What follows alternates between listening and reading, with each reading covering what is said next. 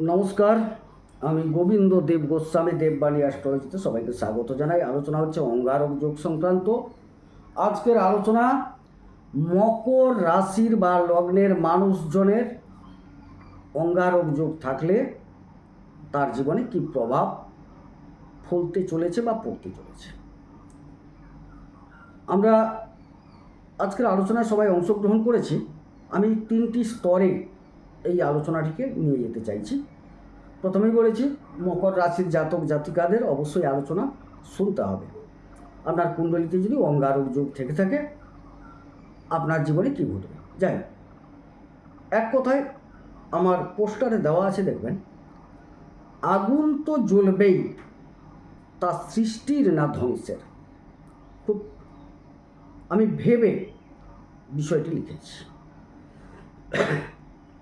আগুন যেরকম একটা জিনিসকে পুড়ে ছারখার করে দিতে পারে, ঠিক তেমনি আগুন আপনার জীবনে এমন কিছু এনে দিতে পারে যা খুব সৃষ্টিমূলক।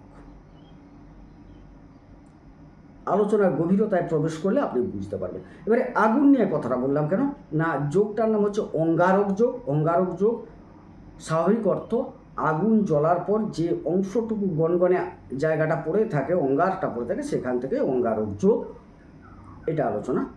আপনাকে একটা ছোট্ট উদাহরণ দিলে বুঝতে পারবেন। স্বর্ণকাররা কোটি কোটি টাকার যে গয়না তৈরি করছেন, সেখানে কিন্তু সেই যে গয়না বানাচ্ছেন সেখানে আগুনের প্রয়োজন আছে, কোনো একটা সৃষ্টির জন্য আগুন ব্যবহার হচ্ছে। কেউ আবার কার ঘরটি পুড়িয়ে দিচ্ছেন আগুন দিয়ে। তাহলে অঙ্গারক যোগ সৃষ্টি আর ধ্বংস দুটো দিক আমি উল্লেখ করে গেলাম। আলোচনায় এটা একটা উদাহরণ দিলাম, আলোচনায় পাবেন। এবারে 3টি পার্ট কী কী না, অঙ্গারক যোগ কীভাবে সংগঠিত হয়, কখন ফলদান করে, কি ফলদান করে, এবারে কিভাবে সংগঠিত হয় না, রাহু এবং মঙ্গল একত্রে একটি রাশিতে একটি ঘরে 6 ডিগ্রির মধ্যে যদি অবস্থান করে তবে অঙ্গারক যোগ সংগঠিত হয়। কখন ফলদান করে, যেহেতু রাহু আর মঙ্গল নিয়েই অঙ্গারক যোগ, রাহুর দশায় মঙ্গলের অন্তর্দশা কিংবা মঙ্গলের দশায় রাহুর অন্তর্দশা যখন আসবে আপনার জীবনচক্রে, তখন এই যে যোগের তীব্র ভাব আপনি বুঝতে পারবেন। সেটা ভালো হোক খারাপ, তার যে তীব্রতাটা বুঝতে পারবেন। ভালোর জায়গায় হলে ভালোর প্রাবল্য আপনি পাচ্ছেন, খারাপ হলে খারাপের প্রাবল্য পাবেন। গেল। আরও একটি সময় আপনি এর ফল পাবেন, সেটা হচ্ছে গোচরে যে রাশিগুলি অনবরত পরিভ্রমণ করছে, কোনো একটি রাশিতে যখন এই অঙ্গারক যোগ সংগঠিত হবে, অর্থাৎ রাহু মঙ্গল একত্রে চলে আসবেন, 6 ডিগ্রির মধ্যে ঢুকে যাবেন, তখন অঙ্গারক যোগ জাগরিত হবে। সেটি আবার দুভাবে জাগরিত হবে। একটা হচ্ছে আপনার যে ঘরে সংগঠিত হচ্ছে গোচরে, সেখানে একটা প্রভাব অনুভব করবেন। আর একটা অনুভব করবেন আপনার কুণ্ডলিতে যে জায়গায় অঙ্গারক যোগটা হয়ে আছে সেই জায়গার ফল লাভ করতে শুরু করবেন। এবং তার সাথে আরও গভীরতায় যেতে হবে। অঙ্গারক যোগ যে ঘরে আপনার জন্মকুণ্ডলিতে সংগঠিত হয়েছে সেই জায়গা থেকে রাহু কোন কোন ঘরে দৃষ্টি দিয়েছেন, মঙ্গল কোন কোন ঘরে দৃষ্টি দিয়েছেন, সেই জায়গার উপরও প্রভাব পড়বে। সুতরাং অঙ্গারক যোগ একদম কোনো সাধারণ যোগ নয়, আপনার জীবনকে পুরো ছারখার করে দিতে পারে। আবার যদি ভালো ঘরে সংগঠিত হয়ে যায়, যে ভালোটা আপনি পাবেন আপনি কল্পনাও করতে পারবেন না। সুতরাং এই যোগ আপনার কুণ্ডলিতে যদি থেকে থাকে, বিচার করে দেখিয়ে নেওয়া উচিত এই যোগটি আপনার পক্ষে না বিপক্ষে। পক্ষে হলে কতটা পক্ষে, আরও পক্ষে কিভাবে নেওয়া যায়, আর বিপক্ষে হলে তা তো বলার দরকার নেই। জীবন ধ্বংসের মুখোমুখি হয়ে যাবে, ছারকার হয়ে যাবে, সব কিছু প্রাপ্তিতে বাধা ঘটবে, কারোর সাথে বনিবনার হবে না, প্রেম আসবে চলে যাবে, মানে বিবিধ রকম জীবনে যা যা কিছু খারাপ সবগুলোই আপনার জীবনে ঘটতে পারে। কারণ অনেকগুলো আছে, এতগুলো জোর গলায় বলছি কেন, যে কোনো একটা ঘরে হচ্ছে। তারপর রাহুর যে দৃষ্টি আছে, সেই দৃষ্টি যে জায়গায় পড়ছে সেখানে একটা সমস্যা, মঙ্গলের যেসব জায়গায় দৃষ্টি পড়ছে তার সেই ঘরে সমস্যা। তার মানে অনেকগুলো ঘর হয়ে গেল, তাহলে জীবনে তো ঘটবেই এইসব ঘটনা।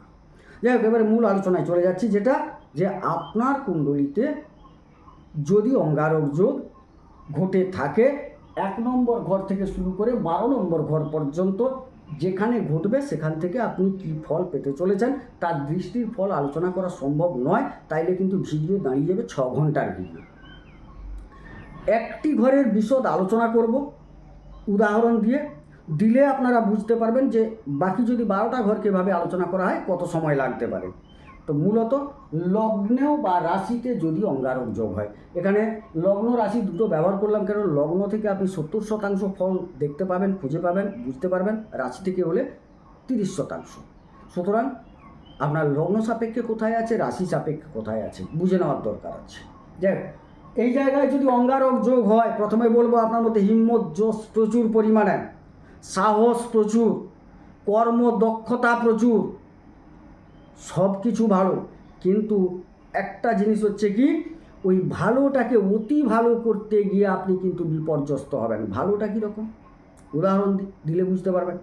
ধরুন আপনি খুব ভালো গাড়ি চালাতে পারেন, দক্ষ ড্রাইভার, কিন্তু আপনি নিজেকে অনুভব করলেন আমি তো প্রচুর ভালো গাড়ি চালাতে পারি, তো এই লোকটা আমাকে পার করে দিয়ে চলে যাচ্ছে। হয়তো আপনার একটু ছোট গাড়ি, ওর বড় গাড়ি, ও পার করতেই পারে, কিন্তু আপনার মনে হলো আমি পারবো না, নিশ্চিত পারবো, ওকে আমাকে পার করতেই হবে। এই যে হিম্মত জোশ এটা বাড়ালো কে? মঙ্গল তো সাহসিকতার কারক, কিন্তু রাহু সাথে বসে আছে, যে আগুনটা জ্বলবে তাকেই অক্সিজেন দেবে রাহুর কাজ এইটা। সে এবারে বলে হ্যাঁ তুমি চলো, একে টপকে বেরিয়ে যেতেই হবে, নাহলে মান সম্মান একদম থাকছে না। আপনি কি করলেন, করে আরও এক্সিলেটার মুড়িয়ে দিয়ে আপনি তাকে টপকানোর চেষ্টা করলেন, যে কোনো মূল্যে টপকাতে হবে। সাইডে ড্রেন আছে, রাহু তো বিভ্রম ঘটায়, আপনাকে দেখতে দেবে না, তাও যদিও দেখেন তাতেও বলবে যে হ্যাঁ এই যে সরু রাস্তাটা দিয়ে আমি পেরিয়ে যাবো।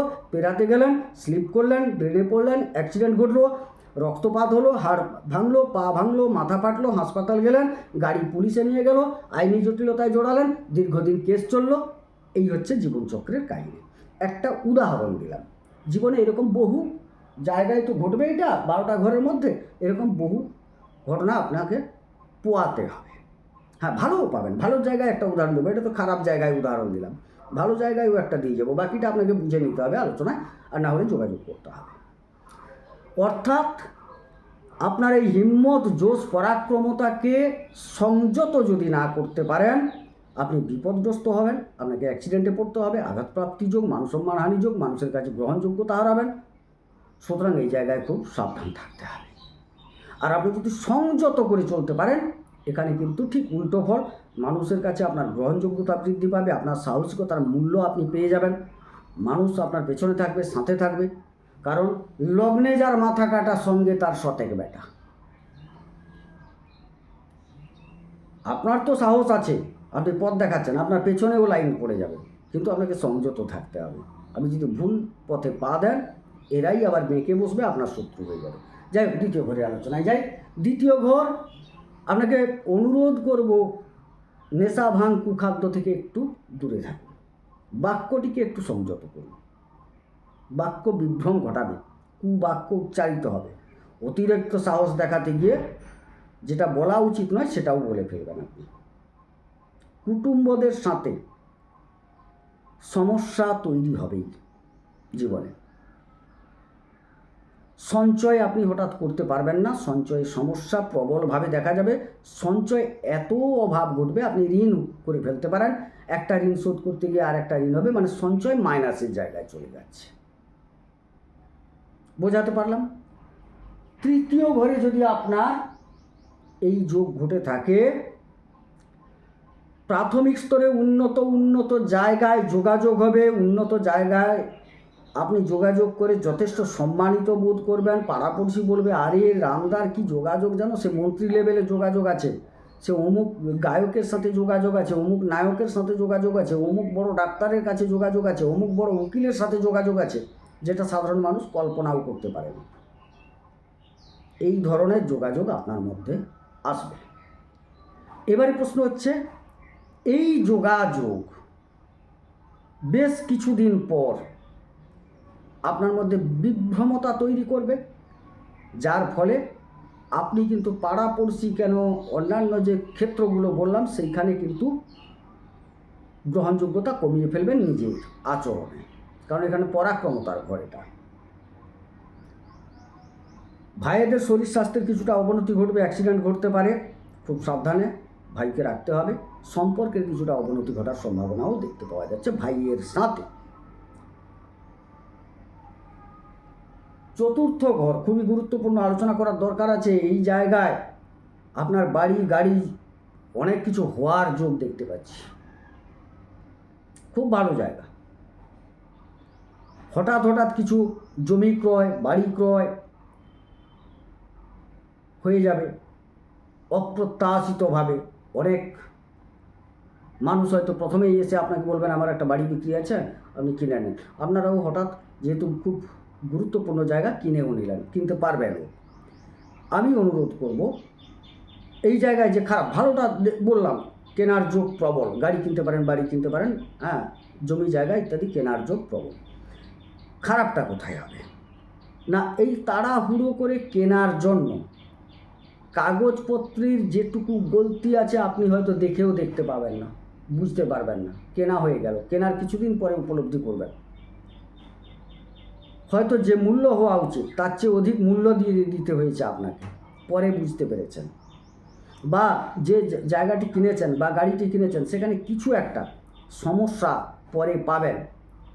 গাড়িটা একটা কিনে নিলেন, পরে দেখা গেল যে এই গাড়িটা কিছু একটা যান্ত্রিক সমস্যা আপনাকে ভোগাল। মায়ের শরীর স্বাস্থ্য নিয়ে একটু চিন্তিত হতেই হবে, সেটা খুব একটা আমি সমস্যার জায়গা দেখছি না। হ্যাঁ, অবশ্যই মায়ের শরীর খারাপ সমস্যা নয়, না বৃহত্তর কোনো দেখছি না, এই জন্য বলছি। শিক্ষার্থীদের বলছি, পড়াশোনা করতে চাইলে অবশ্যই অন্যান্য ক্ষেত্র বিচার্য। আপনি কোনো ইঞ্জিনিয়ারিং সেক্টরে পড়াশোনা করুন, সেটা সিভিল হতে পারে, ইলেকট্রিক হতে পারে, কম্পিউটার হতে পারে, খুব ভালো ফল পাবেন। কম্পিউটার সমন্বিত যারা বিষয় নিয়ে একটা বড় জায়গায় যেতে চাইছেন, সেটাও ভালো যোগ, পড়াশোনার ক্ষেত্র ভালো। কিন্তু সে বলে সব জায়গায় তো কিন্তু বলছেন, হ্যাঁ, ভালোর পেছনে খারাপ থাকে, আলোর পেছনে অন্ধকার থাকে, প্রদীপের তলায়ও অন্ধকার থাকে। সুতরাং কুসঙ্গ বর্জন করতে হবে। নেশা ভাঙে আকৃষ্ট হওয়ার সম্ভাবনা আছে, সাবধান থাকতে হবে। এই কম্পিউটার, ল্যাপটপ, মোবাইল সংক্রান্ত পঠন পাঠন ব্যতীত অন্যান্য ক্ষেত্রে পঠন পাঠন যারা করছেন তাদের কিন্তু এই কম্পিউটার, ল্যাপটপ বিপদের কারণ হতে পারে, সাবধান। জমি বাড়ি নিয়ে কিছুটা আইনি জটিলতায় জড়িয়ে পড়ার সম্ভাবনাও দেখতে পাওয়া যাচ্ছে, গাড়ি নিয়ে সমস্যা আছে।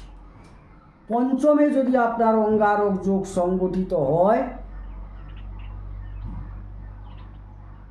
আপনার উচ্চশিক্ষা, বিশেষ করে যারা সিভিল ইঞ্জিনিয়ারিংয়ে আছেন, যথেষ্ট ভালো, যথেষ্ট ভালো। যারা প্রশাসনিক ক্ষেত্রে কাজ করেন, খুব ভালো জায়গা, ভালো ফল পাবেন আপনারা। তবে সাহসের তুলনায় অক্সিজেন বেশি, রাহু প্রচুর পরিমাণে আপনাকে সাপোর্ট করবে, অতিরিক্ত সাহস দেবে। আমি বলবো না, হিসেবে চলুন, সংযত হয়ে চলুন, তবে ফল পাবেন।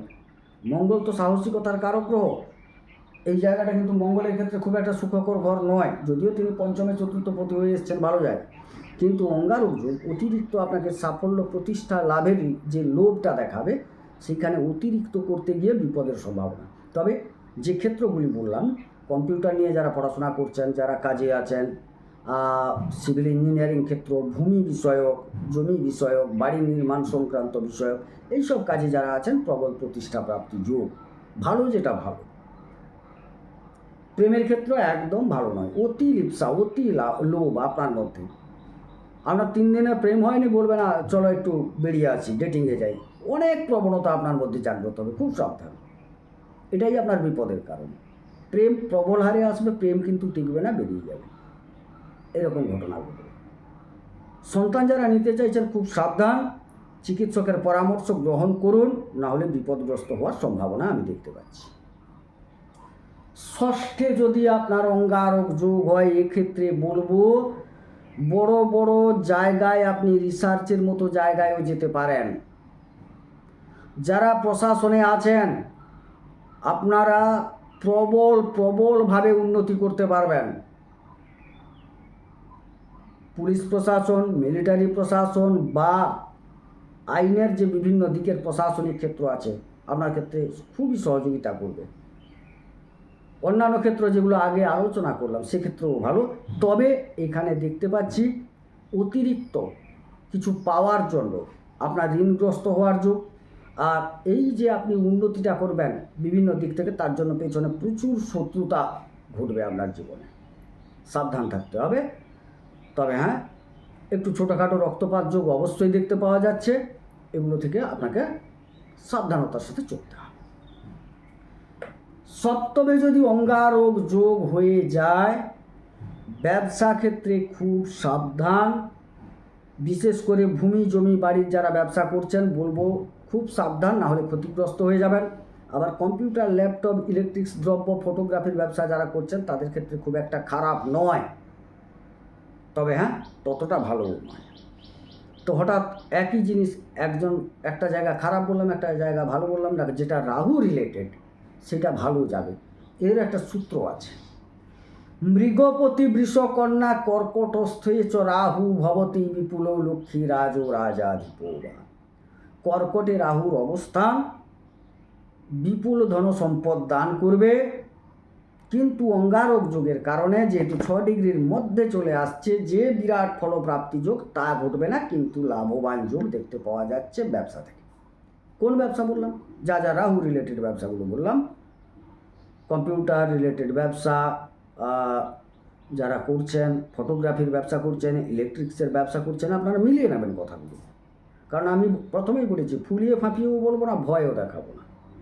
কিন্তু ওইটা যদি আপনার জমি বাড়ির ব্যবসা করুন, নির্মাণ সংক্রান্ত ব্যবসায় যান, ঠিকাদারি ব্যবসায় যান, ঠিকাদারি বলতে কন্ট্রাক্টারি ব্যবসা, সেক্ষেত্রে কিন্তু আপনি ভালো মন্দ দুটো ফল পাবেন। রাহু কিছুটা ভালো দিলেও মঙ্গল কিন্তু এখানে নিচস্থ হয়ে যাচ্ছে, সাবধান, খুব সাবধান। অতএব ভেবে হাঁটতে হবে। আর দাম্পত্যে অনীহা আসবে, সমস্যা তৈরি হবে, আপনার মধ্যে আপনার পার্টনারের মধ্যে মিলনের অভাব ঘটবে, মানসিক দূরত্ব তৈরি হবে, বিবাহ বিচ্ছেদ যোগও দেখতে পাওয়া যাচ্ছে। অষ্টম স্থলে অঙ্গারক যোগ প্রবল ধ্বংস ক্ষয়ক্ষতি। এবারে ছোট্ট করে শুধু ফলগুলো বলে নিয়ে যাচ্ছি কারণ বড় হয়ে যাবে ভিডিও। অষ্টমে যদি অঙ্গারক যোগ হয় সাবধান থাকুন, আঘাতপ্রাপ্তি যোগ, রক্তপাত যোগ, অপমানিত হওয়ার যোগ, কিছু ক্ষয়ক্ষতির যোগ দেখতে পাওয়া যাচ্ছে। অবশ্য সেই সঙ্গে সঙ্গে গুপ্ত কিছু ক্ষেত্র থেকে প্রাপ্তি যোগ, উত্তরাধিকার সূত্রে কিছু প্রাপ্তি যোগও চোখে পড়ছে। সুতরাং দুটি দিক দুরকম, ভালোও পাচ্ছেন খারাপও পাচ্ছেন। যেটা দেখবেন আপনার সামনে আসবে কিন্তু আটকে যাবে। উত্তরাধিকার সূত্রে প্রাপ্তির একটা সুযোগ চলে আসবে, কোনো কারণে আইনি লিটিগেশনে আটকে গেল। এটাই হচ্ছে এখানকার খেলা। আর অন্যান্য ক্ষেত্র তো বললাম যে একটু সাবধান থাকা উচিত, বিশেষ করে অ্যাক্সিডেন্টাল ক্ষেত্র থেকে সাবধান থাকা দরকার। নবম স্থল, এখানে অঙ্গারক যোগ হয়ে গেলে এটা কিন্তু মধ্যম ফল দেবে। রাহু মোটামুটি একটা ভালো ফল দেবে, মঙ্গলে এখানে কোনো সময় ভালো ফল দেন না, ভাগ্যের সহায়তা পরিপূর্ণ পাবেন না। কর্মযুক্ত ভাগ্য সমান ফল, কর্ম কিন্তু আপনাকে করতে হবে, অবশ্যই দিলে আপনি ভালো ফল পাবেন। ছোট্ট করে বিষয়টা বুঝিয়ে দিলাম, কারণ ভাগ্য সব কিছু মিলিয়ে ভাগ্য। দেখা গেল আপনার আর্থিক ভাগ্য ভালো, সন্তান ভাগ্য ভালো নয়, আপনার জমি বাড়ি ইত্যাদির ভাগ্য ভালো, পত্নী ভাগ্য ভালো নয়। তো কোনটা ভালো কোনটা মন্দ ঘটতেই পারে। সুতরাং আপনাকে দেখতে হবে ভাগ্য মধ্যম প্রকৃতির, কিছু ক্ষেত্রে ভালো ফল পাবেন, কিছু ক্ষেত্রে খারাপ পাবেন। এবারে কোনটা ভালো কোনটা খারাপ আপনার কুণ্ডলী না দেখে বলা সম্ভব নয়। কুণ্ডলী বিচার করালে তার ডিগ্রি, তার নক্ষত্রগত অবস্থান, অর্থাৎ কাল এখানে দেখুন ভাবতে হবে নবতারা চক্রে যদি এই রাহু মঙ্গল ভালো অবস্থানে থাকেন বিপুল ভালো ফল পাবেন, যদি খারাপ থাকে তাহলে কিন্তু খারাপ ফল পাবেন। আর ন্যাচারালি মঙ্গলের জায়গায় ভালো ফল দেয় না। বোঝাতে পারলাম? দশমে অঙ্গারক যোগ, ভালো ফল পেতে চলেছেন যারা রিসার্চের জায়গায় আছেন, দুঃসাহসিক কর্মে আছেন, মিলিটারিতে কাজ করেন, পুলিশে কাজ করেন, অবশ্যই খুব ভালো ফল পাবেন। বড় বড় আমলা আছেন যারা, বা বিডিও এসডিও টাইপের, বা অন্যান্য প্রশাসনিক ক্ষেত্র আর কি, আমি শুধু বিডিও এসডিও বলছি না, প্রশাসনিক ক্ষেত্র, ছোটো স্তর থেকে বড় স্তর। আমি একটা ছোট্ট কথা বলছি, টোটো ইউনিয়নের একটা প্রশাসনের ক্ষেত্রে আছেন, একটা টোটো ইউনিয়ন, সেখানে আপনার মতো আপনি কোনো একটা সমিতির আপনি হেড জায়গায় আছেন, ভালো ফল পাবেন। আমি একটা উদাহরণ দিয়ে বলে গেলাম, এই যেমন মানুষের চোখে তো বড়গুলো পড়ে, ছোটোগুলো পড়ে না, আমি ছোটোগুলোও বললাম। এখানে আপনি যথেষ্ট প্রভাব বিস্তার করতে পারবেন, সাহসিকতার সাথে পরিচালনা করতে পারবেন, এবং এইসব কর্মে আপনি যদি যুক্ত থাকেন শুভ ফল লাভ করতে পারবেন। সর্বক্ষেত্রে একটি কথা, বাড়ির বাইরে আপনাকে যেতেই হবে, এই কিচ্ছু করার নেই।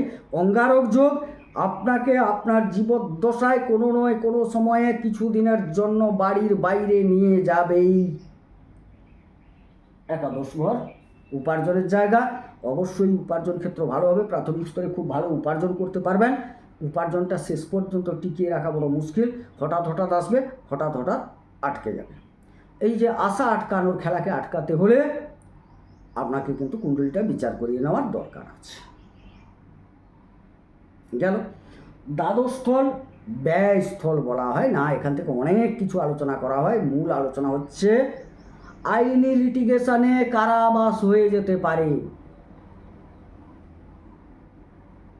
অ্যাক্সিডেন্টাল কারণে হাসপাতাল যেতে হতে পারে, ধর্মের প্রতি অনীহা আসতে পারে, অনেক কিছু ঘটনা আছে, বিচার করার দরকার আছে আমার জীবনে কি আছে।